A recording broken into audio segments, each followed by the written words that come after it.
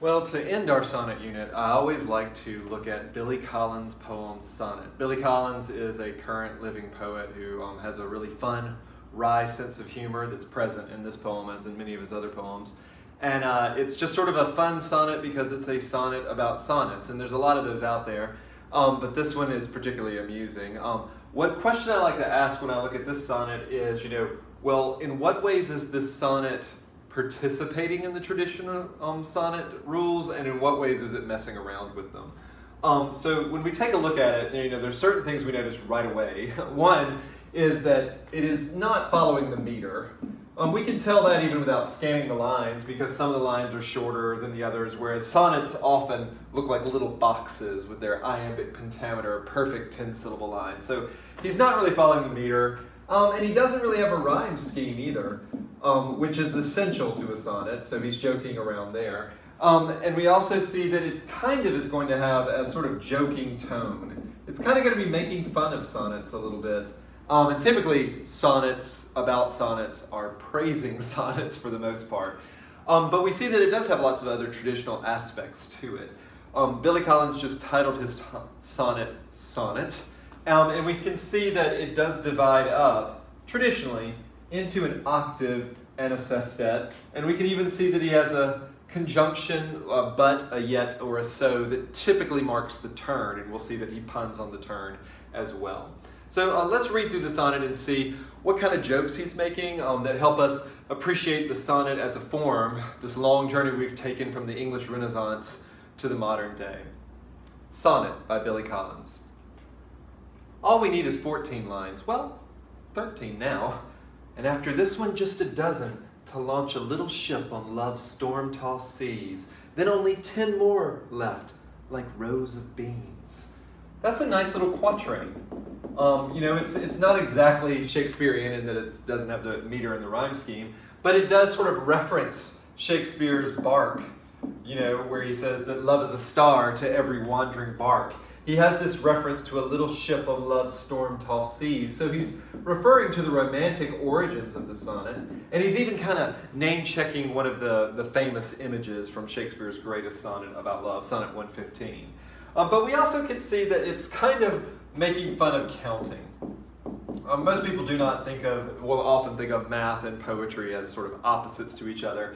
And here we have almost sort of like a mocking accountant, where if you're obsessed with the syllables and the lines and how many lines you got to be, you're like a bean counter, which means you're kind of obsessed with the small stuff, the numbers, not really big picture kind of guy. So he's making fun of the way that a sonneteer might have to count out the syllables to make sure everything matches. He starts attacking the meter in the next quatrain. He says, how easily it goes unless you get Elizabethan and insist the iambic bongos must be played, and rhymes positioned at the ends of lines, one for every station of the cross. So he makes fun of meter, and he makes fun of the rhyme scheme here. I've always found it amusing that he says you have to get Elizabethan, which always sounds like you're going to wear a big frilly collar and basically look like Shakespeare and talk fancy. And he makes fun of iambic pentameter with a little bit of alliteration, saying that they're bongos, sort of a silly way of referring to keeping the rhythm of the poem going. So after sort of attacking meter, or at least poking at it a little bit, he then talks about the rhymes positioned at the ends of lines.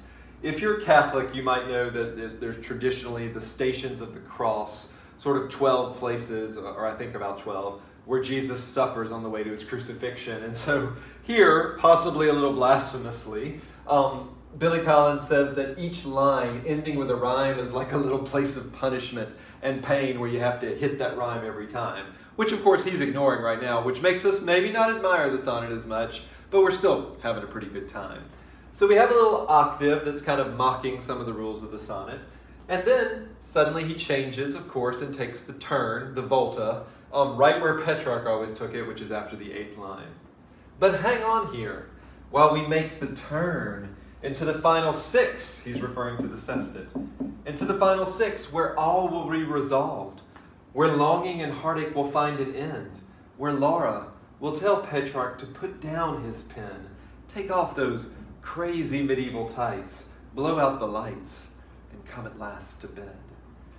This is pretty typical of Collins as well. He does what I call cartoony endings, where we suddenly see Petrarch, with a candle, sweating, writing poems of longing, intellectualizing his physical desire for Laura. Meanwhile, Laura is sort of wondering why he doesn't just come to bed and make things happen in some ways. So it's kind of comic, and it's kind of romantic, which in some ways is very much Billy Collins' tone, a sort of comic romantic kind of idea.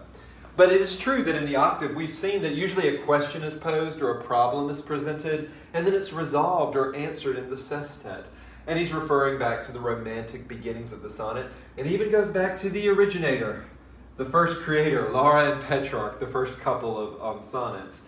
We even see that there are gestures toward things like end and pen are so close a rhyme that it almost feels like a Shakespearean couplet at the end.